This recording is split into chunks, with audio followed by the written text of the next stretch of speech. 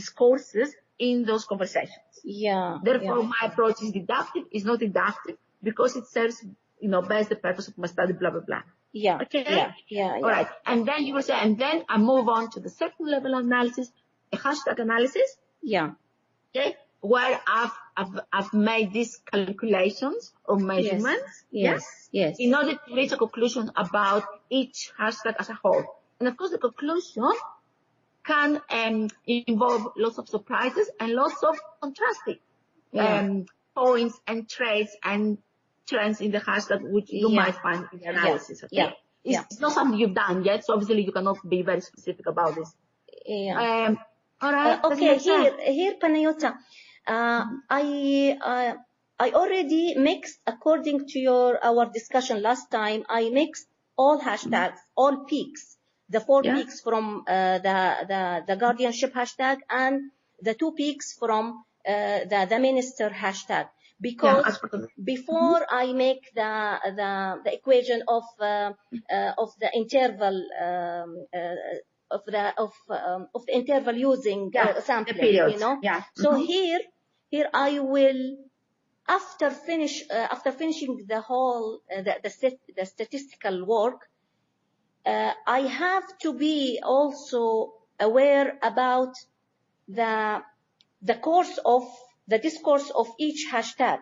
So should I, when I make my analysis, should I separate them again, because I have to write in my conclusion that in the hashtag of guardianship the case was like this, and in the hashtag of that. The other one, the case was like that. I think you will need to do that. Even if I mix them as a data when I make my sampling. Because why is that? Because in your analysis, there will be the hashtag level discussion where you will discuss each hashtag separately, but then will be the actual variable level discussion where each variable will be discussed under one main section, and then the findings will be presented for both hashtags together. So on the one hand, you want to see what you found for each variable across both hashtags, but at the same time, you want to see for which variables, for which kind of like categories the 2 hashtags were similar or were different, were similar. So I hope in that your discussion. I hope that the percentage of the other hashtag will be enough or sufficient to make this kind of discussion, because now they are all tweets or hashtags now mixed. And I will using systematic random in selecting the tweet. So I will not know previously if the selected tweet will be from this hashtag or from the another. You see, but later, after all data will be analyzed, I can see how many tweets from this hashtag and how many from the other, and make decision according to what I have in my hand. Look, the decision we made was for sampling purposes. Yes. Because you had to apply the sampling in a consistent way throughout. Yes. The analysis and discussion of analysis is a different area of the work. Where you can separate the data for the 2 hashtags, or depending the analysis you want to run. Yes, I can separate for some them. analysis you might want to, for some other analysis when you want just to run analysis for variables, by variable, but for both hashtags you will keep mixed. So these are 2 different things. So don't. I'm thinking in detail. I know that I can deal with each of them, but just I imagine what the process, the whole process later. Good. Okay, that's fine. I think after you've provided a bit more nuance presentation of the unit of analysis selection, the conversations, selection as unit of analysis, and after you explain in a lot clearer way the coding process, process. Yeah. And your deductive approach, blah, blah, everything we have discussed for the past half an hour. I think this information will need to go into the methodology chapter. Yeah? Yeah. So this should not be part of the actual empirical. Yes, sure. Why? Because it's very much methodological, yeah? Yeah, It's actually, sure. Where you talk about data. Later when in the writing up, I think I have to manage this and make it very, organize this within the methodology chapter. Yeah. Good. The other thing I wanted to say is that here I have one point here. Now, the unit of analysis now is changed from just so you will one update tweet. The methodology chapter. Yeah, but how many? Still, should I analyze 500 conversations? If I use 500 tweets, so this means that there is this number is doubled by replies. I thought of this many times, and when I put all data here, because you've done already.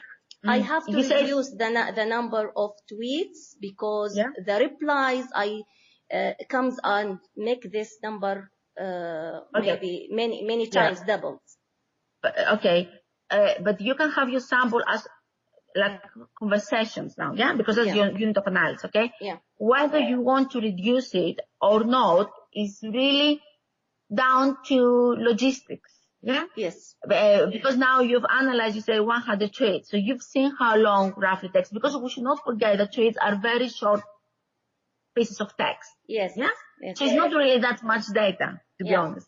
Because if you were to analyze, recorded analysis, newspaper articles, you will have a lot more text to analyze. So if you want my honest opinion, that is not that much in terms of text itself. But because you're now doing it, and you have a better picture than me of how long it takes.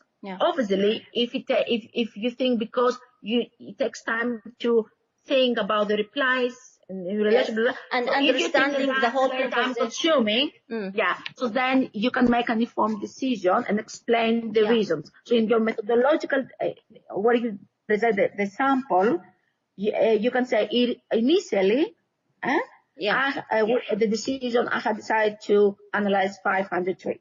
But then through the process, and when I realized, obviously, for my model to be applicable, for my theoretical model, which I have operationalized the code book to be applicable, and for that specific criteria to apply, I had to change my unit analysis.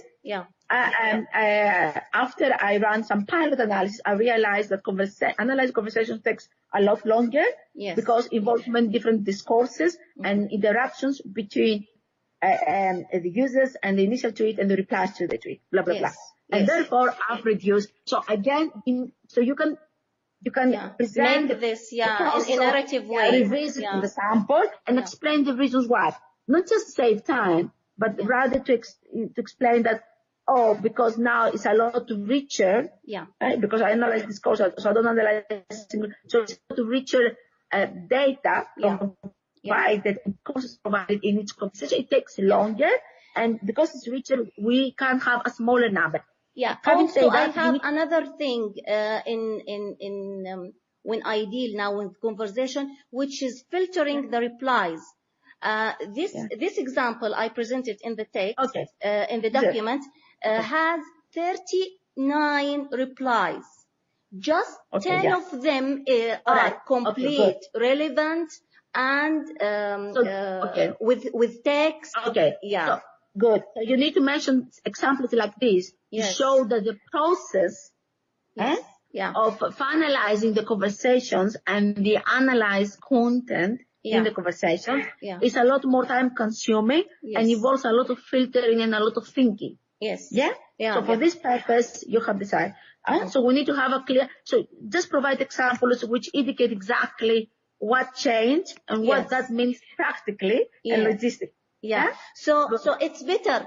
You mean that it's better to mention that as I am now facing all these things, or just to mention that I will choose just 300?